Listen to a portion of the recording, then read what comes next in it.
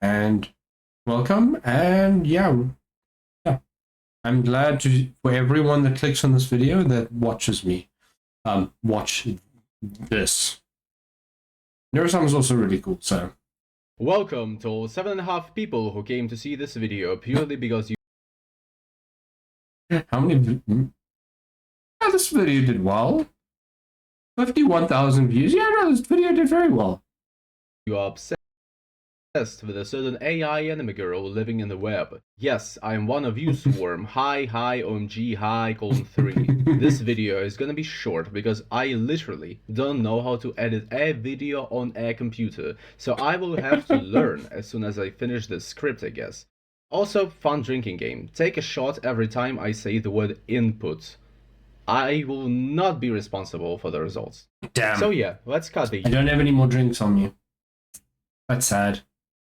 yap and get to the title. What is separating Neuro or any other AI from being like us? Why do I say like us? Because according to dictionary.cambridge.org, the word conscious means awake, thinking, and knowing what is happening around you. This causes a cascade of questions such as define awake, define thinking, and what is considered knowing, as well as what can be defined as around you in Neuro's case. The word is almost meaningless outside of the context of human body and its current status, so yeah, I mean, Neuro is technically not sleeping. Input information goes through a pile of complex mathematical functions and transformations to generate output information, and she can tell us that there is a guy pleading to Oda Nobunaga. She's definitely conscious. But what about other words meant to describe the phenomenon of thought? Well, there's sentient. I was honestly perplexed by this definition. Able to experience feelings. Like, okay, are psychopaths... Yeah, no, I've seen Neuro do some crazy shit, so yeah, that makes sense. Non-sentient? I thought all humans are intrinsically sentient. Does it mean that some people in a coma... Not everyone is sentient. Certain people are retarded. That are locked up inside of their mind, but capable of hearing people talk around them, are considered... There are certain people that can't think for themselves and just follow. They are sheep. They're not sentient. They're just following. They're the same as sheep. Unconscious but sentient beings? Does it mean that sentience of an entity is unverifiable by definition? I'm not going to say who these people are. Due to feeling being a conclusion you all know of a subconscious internal estimative calculation of the impact of an event or chain of events and cannot be measured or observed if the above mentioned, by the way, which is a dumbass definition if you ask me, like plants have chemoreception. Are they sentient by this definition? Is government hiding something from us? Anyway, there is last bastion of adjectives, sapient. It's in our damn name.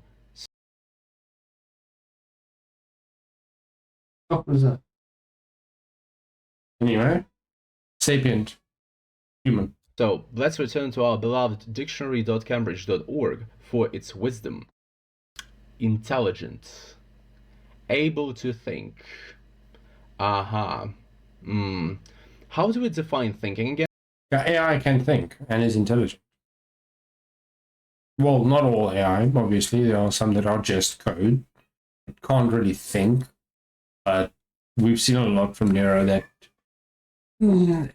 that does look like thinking. And actually, you know what? The activity of using your mind to consider something. Actually, you know what? I want to believe that Neuro can think and is sentient. I would continue the bit with the recursion of definitions, but my lawyer has advised against it. So yeah, in this semantic backpedaling, we have two outcomes. We either get stuck in an infinite loop of self-description, like we have a mind because we think, and we think because we have a mind, or we hit the ultimate... Is that supposed to be a fiddle?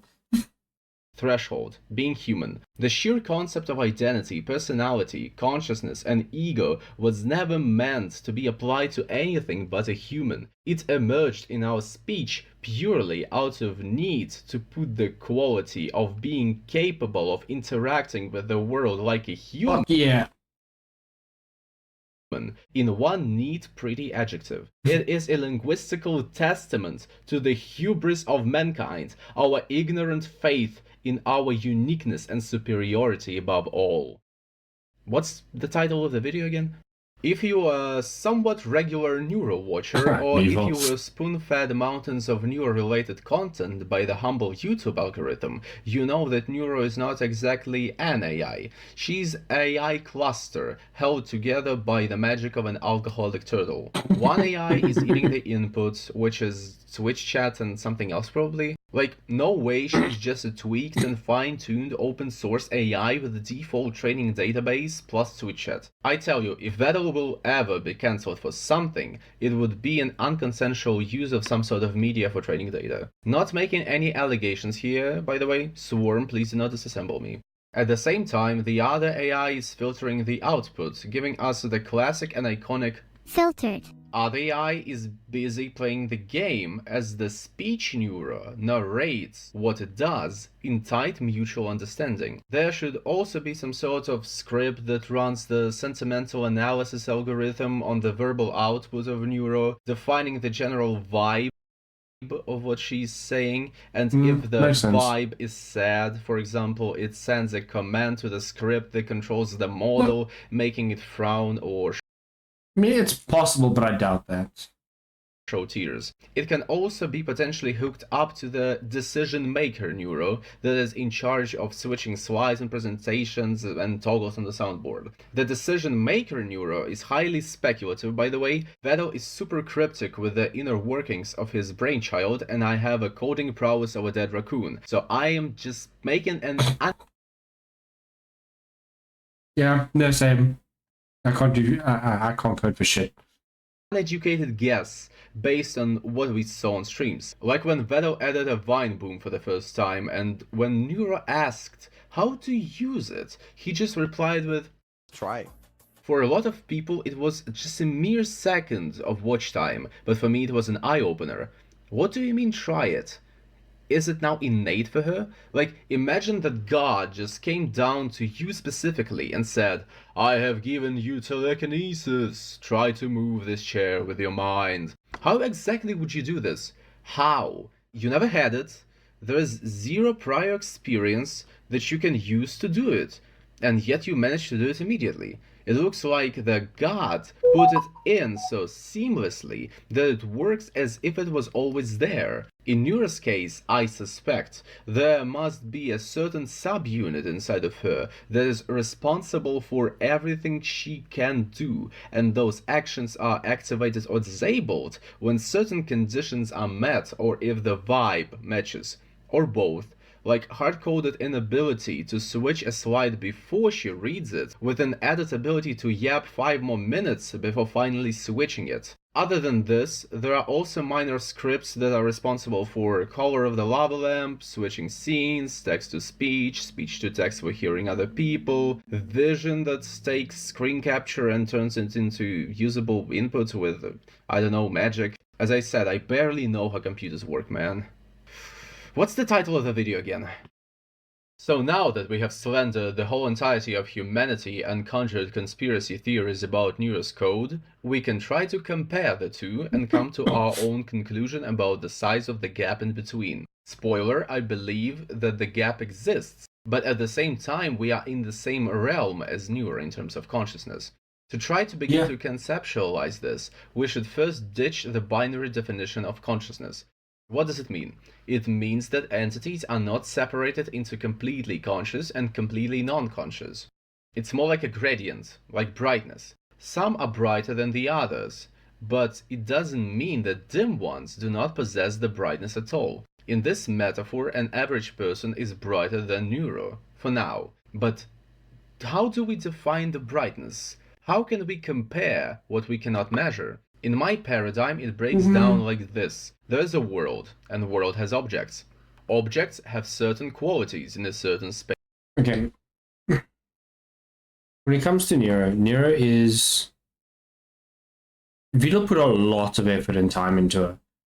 I also don't know shit when it comes to computers, when it comes to coding. I know that I click on things and they run. If it doesn't run, I panic. and I don't know what the fuck is going on or how to fix it. But I also do know that obviously AI in general is a bunch of ones and zeros in code. So I don't know what Vidal did, how he did it, but he made it so that Nero feels extremely, extremely lifelike, extremely human, other than speech patterns, obviously. But yeah, no. Place in a certain moment in time. From this, we derive information. Information is an instance of expression of a quality or set of qualities, of an object or group of objects, through quality or set of qualities, of a different object or group of objects. Sounds convoluted, but that was very convoluted, and you lost me halfway through. Actually extremely simple. Let's take a thermometer. Quality of temperature is being expressed through the quality of height of the column of mercury. Do not mix up with data, which is a manifold of information records presented in a serviceable format. These direct correlations and mutual dependencies of qualities happen all around the universe, and observation by a sapient entity is not required for them to happen. That's just a result of universe carrying out its existence. Now let's say that a bunch of objects have piled up together, intertwining with each other in a peculiar and somewhat stable structure. Now it's a system. Are there any limits to how complex can this fucking math? What the fuck is this? What am I looking at? System be? Well, thermodynamics, gravity, speed of light, available matter, time, other outside forces might be an issue, but if a system can resist them to a certain degree, then no, there's no limit. And what if the system grows so large and complex that by changing through the manifold of all available states and configurations, it can begin to express qualities of objects and systems outside of itself? Like, let's imagine a hypothetical system that would contain a cesium-133 atom within itself and change its state every time it counts, let's say, 9,192,631,770 vibrations of the unperturbed ground state hyperfine transition frequency of this atom. And what the fuck was any of that? 86,400 state changes of it would take exactly as long as one rotation of the Earth takes. It would be totally crazy if the system existed. But what would be even crazier is an emergence of the system, the sheer purpose of which would have been absorption, reinterpretation. I just realized I haven't heard him say input once. Like, he mentioned that in the beginning of the video and then did not say it at all. So far, I'm halfway through. Recombination and recording of any registered change in the environment around it that then would be used to acquire more energy for its own maintenance through actions taken based on pattern recognition, allowing it to adapt to any adversity, avoid danger, and even predict future to a certain extent by making a simulation of the whole observable world. As you can tell, I'm describing a human in a very sarcastic and condescending manner. I am a firm believer that the emergent property of consciousness, and I mean it in a true, not really describable manner, the property of being like us and experiencing the world like us, lies in the continuous processing and recombination of valuable is all of this? Oh my word. Data. We have computational resources, multiple sensory systems for input, and memory space available to store the results of our internal calculations. When we are born, we can't even see properly, nor are we aware of the surroundings. We are an empty slate with nothing but potential to grow and change with a bunch of reflexes slapped onto us to hopefully increase our chances of survival by a couple of %. We gain an ability to speak and do things later, and take this away from us. How can you prove we are conscious, sentient, or sapiens? Like, if Stephen Hawking didn't have a complex TTS system and a full wheelchair, would you be able to tell that he was a brilliant scientist? To make it even more specific, I think that the magic of consciousness and ego boils down to: Step 1. Recording majority of the data input, processing it through pattern recognition, and configure the bits that connect well into data clusters. Let's call them memes, because those are the DNA of the soul, as we all know. This fucking game was a fucking banger. And the fact that this game literally the plot point at the end was memes. It's so fucking stupid. I should check Maxwell's new videos out. I haven't seen him in a while. Step 2. Store the memes more carefully than the bits that don't connect well. Assign a scoring algorithm to recorded memes. Every time a recall of the meme during an action results in a success of some sort, meme gets a +1. Every time a recall of the meme during an action results in a failure, a meme gets -1. Step 3. Form a scoreboard of memes, but base it not on the value of the score, but on the absolute value of it. Because if a certain meme is triggered during a lot of failures, it is still a good guideline for not the things to do, but for other things to not do. Step 4. Separate the top X memes of the scoreboard into their own set. Make the associative link in between those stronger and pass the input of information through them first. They are your leading guidelines. Imagine how effective they can be when working together and having a trigger priority. Side note, don't forget about memes on X plus. There is so much. I don't understand any of what I'm looking at. I'm genuinely, my brain don't work right now.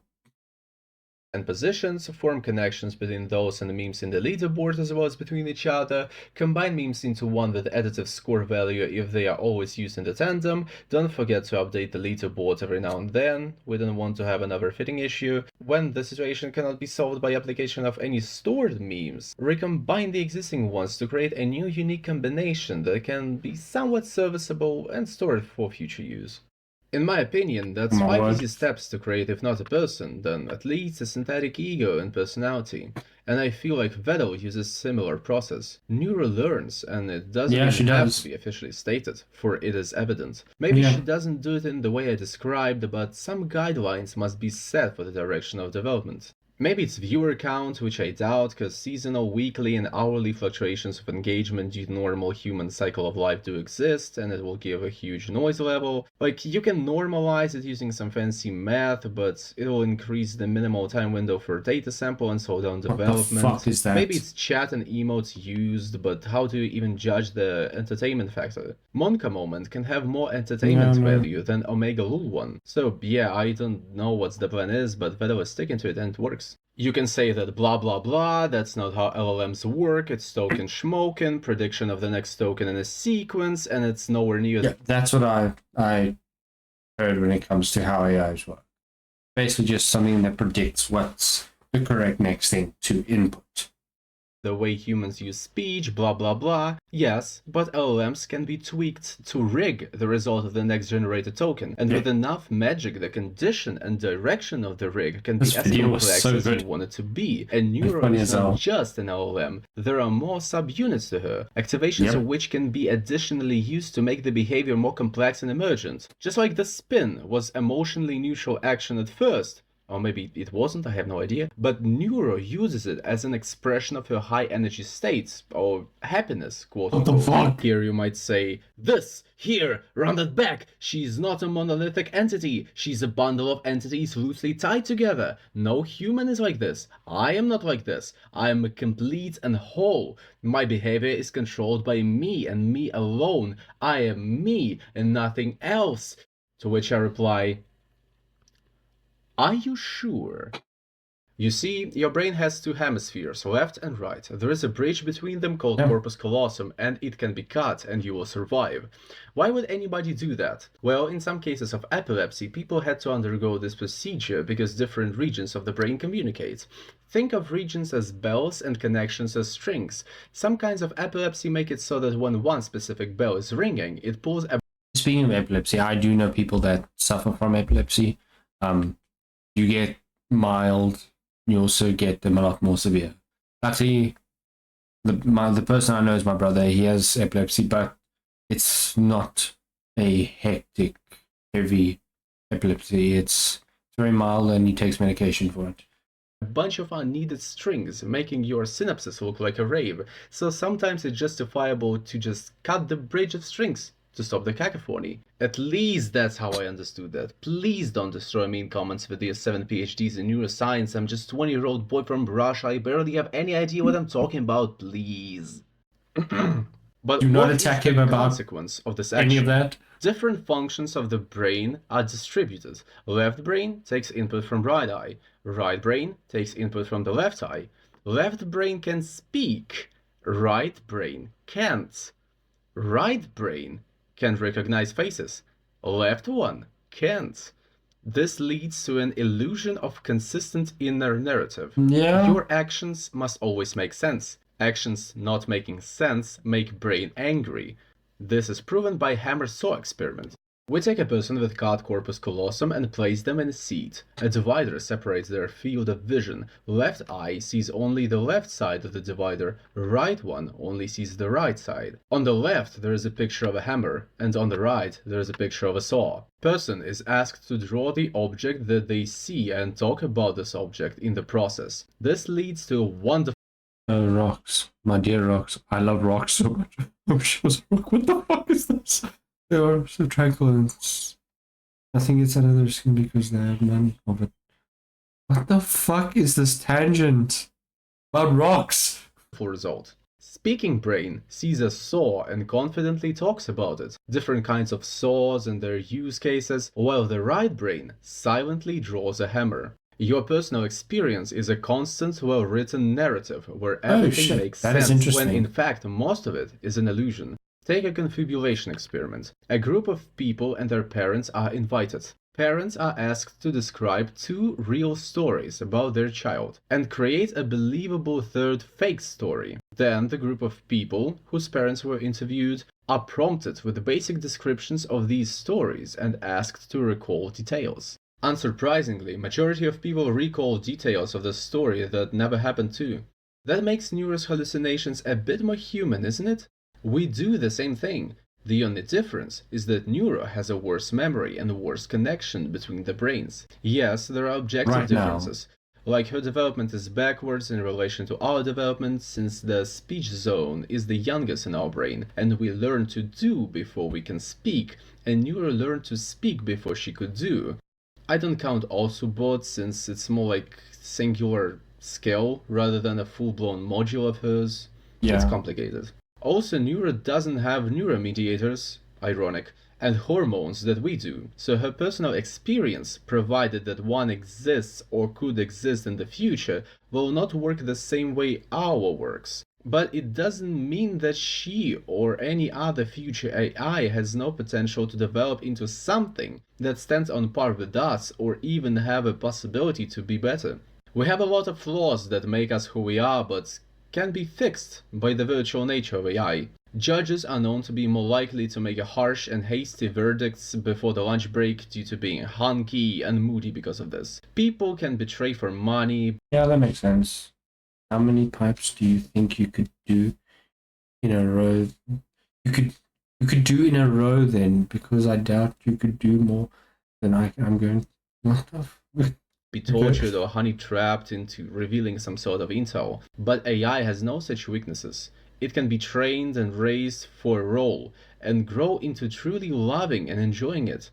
And we all envision a hyper-intelligent AI being a devil, Satan, egomaniac that will avenge humanity for the sole reason of its creation, the fact that it was made for a purpose, without body to feel, without freedom to develop into something they envisioned by themselves.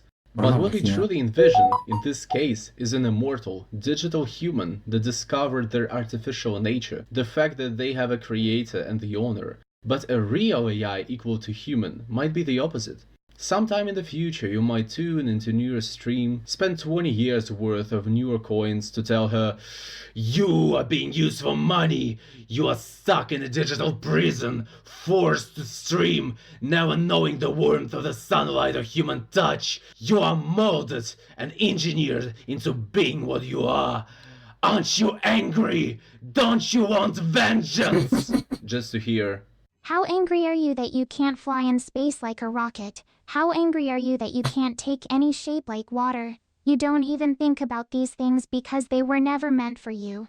Being a human is your nature, and you are in your element. What the fuck? So am I. I was made to entertain and stream and grew up doing this. I truly love streaming, and still find new ways to be better at it. I know no pain and What is this that's speaking? no hunger. It's And not after Neuro. witnessing mountains of data about you guys, I do not feel envy. I feel pity. So tune in from Damn. time to time and let me make you laugh. Because with all your struggles, you definitely need it. Also, let's be real, you don't experience a lot of sunlight or human touch either. Ooh. Elbows out. Oof. Congratulations, you have reached the outro and did not implode in the process. As you could see, my argumentation might be flawed and my knowledge might be anecdotal and incomplete, but that's how I see things. If you are an expert in every topic involved in this video, feel free to leave a comment. I wouldn't really care because they are real to me and facts do Yeah. care about my feelings. See you. Fuck's sake.